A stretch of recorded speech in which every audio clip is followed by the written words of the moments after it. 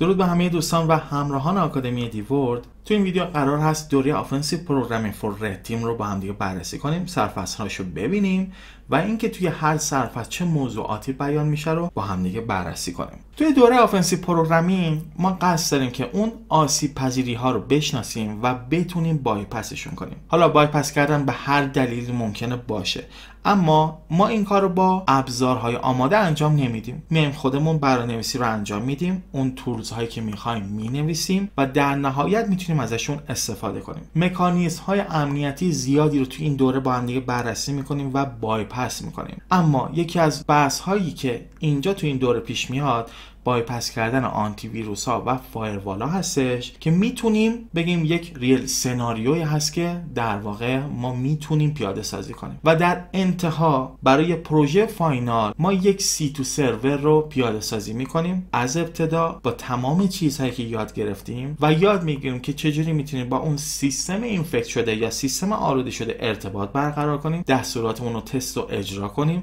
سناریوهای مختلف رو پیاده سازی کنیم و در آخر با استفاده از این تکنیک هایی که در این دوره یاد میگیریم بتونیم اون تولز خودمون یا اون ابزار خودمون رو از دید ابزارهای امنیتی مخفی کنیم. حالا در ادامه متوجه میشیم که با چه موضوعاتی سر و کار داریم و میتونیم این تکنیک ها رو پیاده سازی کنیم. مدرس دوره خودم هستم، یاشار محمود نیا. این دوره هم توسط آکادمی دیورد ارائه میشه. مدت زمان دوره 50 ساعت هستش. مدت دورمون 2 ماه هستش. سطح دوره اینترمدیت و ادوانس هستش و به صورت ویرچوال یا همون مجازی برگزار میشه. البته ما توی هر دوره جلسات آنلاین داریم، به وقتش در موردش صحبت میکنیم که این جلسات آنلاین ممکنه مربوط به حل چالش باشه، سوالات دانشجویان باشه و مواردی که نیاز میشه جلسات آنلاین برگزار بشه. اما زمانی که میخوایم توی این دوره شرکت کنیم یک سری پیش نیازها داریم و حتما یک اینترویو داریم.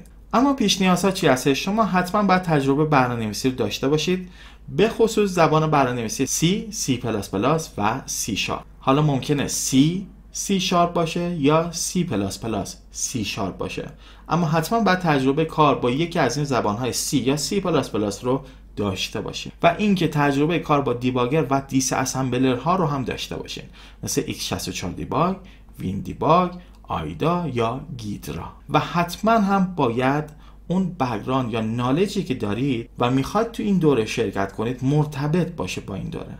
به عنوان مثال کسی که علاقه‌مند هست به دوره‌های امنیت یا علاقه‌مند هست به رد تیم ولی الان داره گرافیک 2 بعدی کار میکنه یا گرافیک 3 بعدی کار میکنه، این دوره اصلا انتخاب مناسبی نیستش. به همین دلیل هستش که من به عنوان اون نیازمندی‌های قبل از ثبت نام اینترویو رو میگیرم که مطمئن بشم این دوره رو به درستی انتخاب کرده باشید و هزینه شما صرف دوره درستی شده باشه. و اینکه دوره یک گروه پشتیبانی داره و یک سرتیفیکیت داره و زمانی که شما اون اگزم رو پاس کردید میتونید سرتیفیکیت رو دریافت کنید. بریم ببینیم که سرفصل‌های دوره چی هستش. در فصل اول ما در رابطه با کور کانسپت آفنسیو پروگرامینگ صحبت میکنیم. در فصل دوم در رابطه با برنامه نویسی سیستمی و کرنل صحبت میکنیم. در فصل سوم استراکچر های ویندوزی و سکیوریتی اینترنال رو با هم دیگه بررسی میکنیم. در بخش چهارم ساختار فایل PE یا همون پورتبل اکزیکیوتبل فرمت رو به صورت کامل بررسی میکنیم. در فصل پنجم تکنیک های مربوط به هوکینگ و اینجکشن رو بررسی میکنیم. در فصل ششم تکنیک های مربوط به پرسیستنس، پریویلج اسکیلیشن و دیفنس ایویژن رو با هم دیگه بررسی میکنیم. در فصل هفتم تکنیک های مربوط به اینفکشن و مانیپولیشن رو با هم بررسی میکنیم. در فصل هشتم اسپیشال انوایرمنت دیتکشن رو صحبت میکنیم. در فصل نهم تکنیک های مربوط به بایپس کردن آنتی ویروس و EDR ها رو با هم دیگه بررسی میکنیم. فصل دهم یک سری ریل ورلد سناریو داریم که مربوط میشه به اون اکتیو استودنت های دوره و فصل 11 که مربوط میشه به فاینال پروژکت. حالا بریم بررسی کنیم ببینیم که در هر فصل در واقع چه دیتیل رو ما داریم. در فصل اول که مربوط میشه به کور کانسپت آفنسیو پروگرامینگ ما یک اوورویو داریم از آفنسیو پروگرامینگ، اینکه چی هستش، چه استفاده هایی داره و اینکه با استفاده از چه زبانهایی میتونیم این کار رو انجام بدیم. در واقع چه زبانی بهتر هستش برای آفنسیو پروگرامینگ. در رابطه با کانسپت یا مفاهیم ابتدایی رد تیم صحبت میکنیم و اتک لایف سایکل ها رو با هم دیگه بررسی میکنیم. و در بخش آخر میام فریمورک مایتر رو معرفی میکنیم، به صورت کامل بررسیش میکنیم. قرار هست این تکنیک هایی که استفاده میکنیم رو هم توی سایت مایتر با هم دیگه بررسی کنیم، ریل ورلد پروژکت هاش یا سناریو هاش رو با هم دیگه بررسی کنیم و ببینیم که توسط چه گروه های پیاده سازی شده یا توسط چه بدافزارهایی در واقع پیاده سازی شده. در فصل دوم که مربوط میشه به برنامه‌نویسی سیستمی و کرنل، میایم در رابطه با ویندوز اینترنال صحبت میکنیم. معماری سیستم، پروسس ها، ترید، مموری منیجمنت، آی او سیستم، کامپوننت های یوزر مودی و ویندوز ساب سیستم API صحبت میکنیم. ویندوز ساب سیستم API های ما بیلتین فانکشن ها رو میتونیم در نظر بگیریم: Win32 API، WMI، COM، ویندوز ران تایم، یونیورسال ویندوز پلتفرم، نیتیو API، سیسکال و Undocumented API. حالا اینها رو توی چه پروژه هایی میتونیم استفاده کنیم؟ توی کنسول، GUI اپلیکیشن، استاتیک و داینامیک لایبرری و سرویس هایمون. با چه زبان های برنامه‌نویسی کار میکنیم؟ اسمبلی، C، C++، C#، Objective Pascal که همون دلفی، راز و پایتون. محیط های برنامه‌نویسی ما چی هستن؟ ویژوال استودیو، امبارکادر استودیو، ویژوال استودیو کد، وین ASM و رد ASM. یعنی شما قرار هست که در واقع زمانی که ما با استفاده از Win32 API میخوایم با پروسس ها کار کنیم، هم اینترنال پروسس رو متوجه میشید، هم نحوه کار کردن با پروسس ها توسط Win32 API یا توسط WMI یا توسط نیتیو API. توی چه تایپ هایی که در واقع اینجا در مورد صحبت کردیم و این هم زبان هایی است که ما باش کار میکنیم که بتونیم ارتباط برقرار کنیم با اون API ها در این محیط های برنامه نویسی.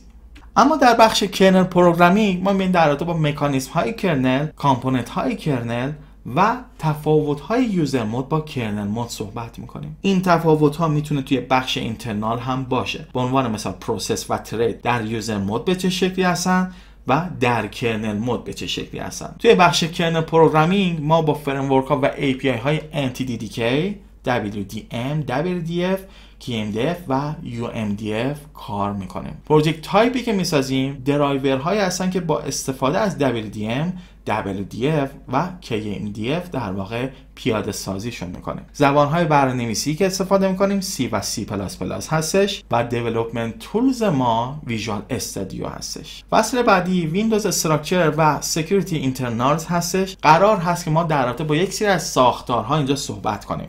یک سری ساختارها مثل پروسس که ساختار پروسس در یوزر مود، در کرنل مود و اکزیکیوتیو رو بررسی میکنیم. ساختارهای ترید رو در یوزر مود، کرنل مود و اکزیکیوتیو بررسی میکنیم و یک سری ساختارهای دیگه که ارتباط دارن با پروسس و ترید اینجا در موردشون صحبت میکنیم و اینکه ویندوز لودر چه مکانیزمی داره و چه استراکچری داره و چگونه کار میکنه توی این فصل در موردش صحبت میکنیم. همینطور در رابطه با اکسپلویت میتیگیشن ها صحبت میکنیم، اون پالیسی ها، پروتکشن ها و کامپوننت هایی که در یوزر و کرنل مود تعبیه شدن در مورد اونها صحبت میکنیم. در رابطه با اکانت رایت و توکن صحبت میکنیم، پریویلیج ها، سکیوریتی دیسکریپتور ها و اکسس کنترل صحبت میکنیم. در فصل چهارم که مرتبط میشه با پورتبل اکزیکیوتبل فرمت یا همون PE به صورت کامل در رابطه با ساختار PE صحبت میکنیم. یک صحبت کلی داریم در رابطه با خود PE که چی هستش، استراکچر ها چی هستن، میایم در رابطه با هدر ها صحبت میکنیم،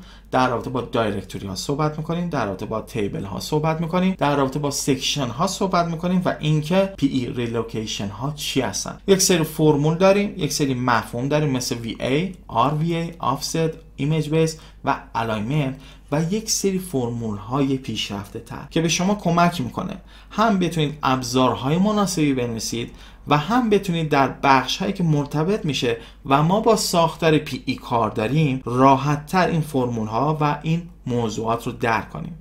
میایم ارتباط PE با مموری مپینگ رو بررسی میکنیم، میایم یک کاستوم PE لودر رو مینویسیم، ارتباط PE با لینکر رو مشخص میکنیم، ارتباط PE با اون بحث امنیت و میتیگیشن هایی که داریم صحبت میکنیم، PE ریسورس ها رو به صورت کامل بررسی میکنیم که یک بخش مهم هستن و همینطور آورلی که چه اتفاقی میفته و چجوری ما میتونیم ازشون استفاده کنیم. توی این بخش به صورت کامل شما با مفاهیم PE آشنایی پیدا میکنید.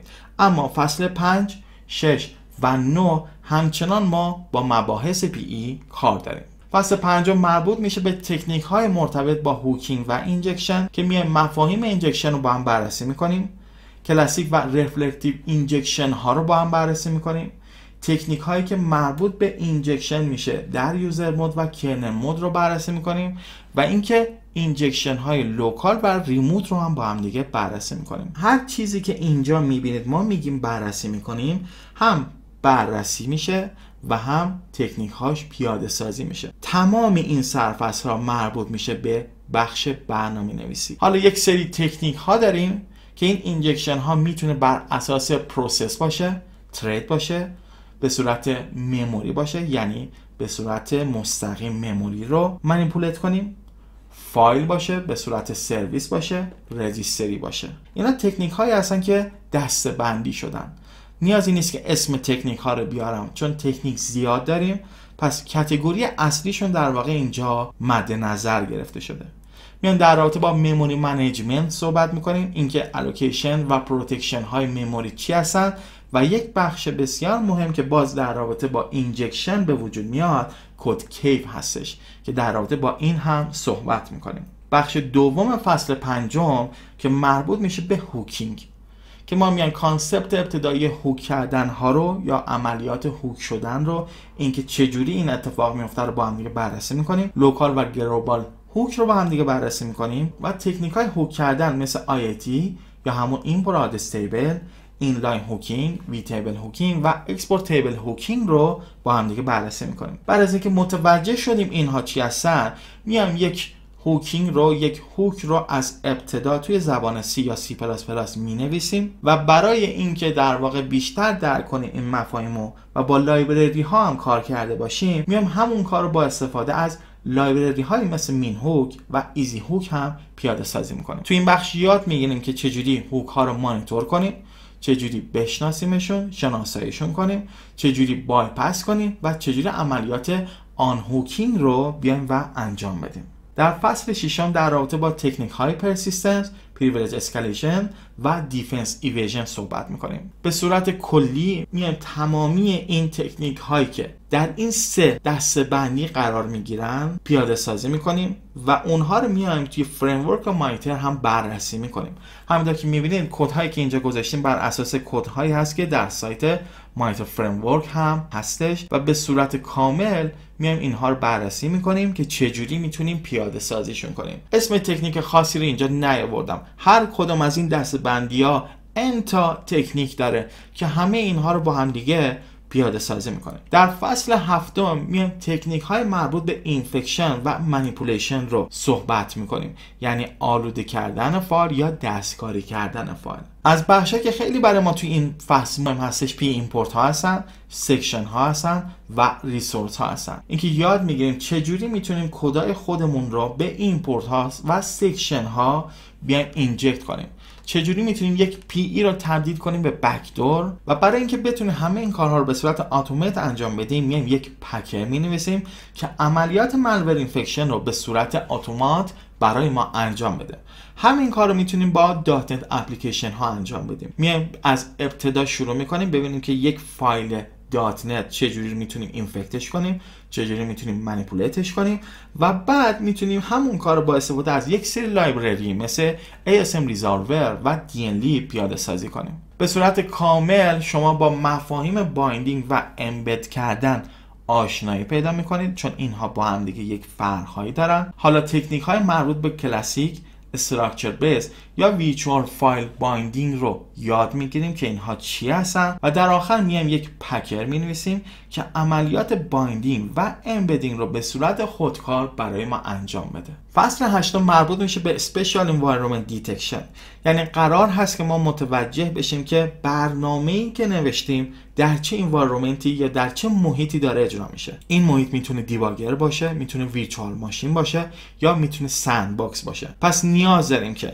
اینترنال دیباگر رو بفهمیم چی هستش، اینترنال ویرچوال ماشین و هایپروایزر ها رو متوجه بشیم که چی هستن و اینترنال سند باکس رو هم متوجه بشیم. و بعد از اینکه یک دید کاملی از اینها به دست آوردیم که خیلی به شما کمک میکنه که عملیات شناسایی رو بهتر انجام بدین، در کنارش یک سری دسته‌بندی داریم، یک سری کاتگوری داریم که حالتهای مختلف رو میتونیم پیاده سازی کنیم. به عنوان مثال برای شناسایی دیباگرها ما میتونیم از روش‌های سیستمی استفاده کنیم، از پروسس ها استفاده کنیم، از تکنیک های تایم بیس استفاده کنیم، از اون تکنیک هایی که مربوط به رفتار میشه استفاده کنیم و یک سری تکنیک های پیشرفته تر رو یاد میگیریم که بتونیم اینها رو به راحتی شناسایی کنیم. همین کارها رو ما میتونیم برای ویرچوال ماشین و هایپروایزر ها هم انجام بدیم. یک سری تکنیک ها داریم که چطوری ما میتونیم به واسطه رجیستری، فایل سیستم، نتورک، سافتور یا هاردور اینفورمیشن ها،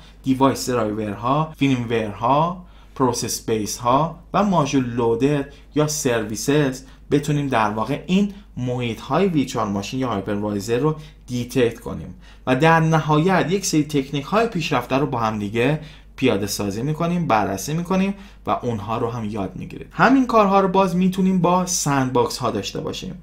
تکنیک هایی که داریم سیستم بیس هستن، یوزر اکتیویتی بیس هست، تایم بیس هست، ماژول لودد بیس هستش و تکنیک های پیشرفته تری که معرفی میشن و ازشون استفاده میکنیم. فصل 9 مربوط میشه به تکنیک های بایپاس کردن AV و EDR، یعنی همون آنتی ویروس و EDR.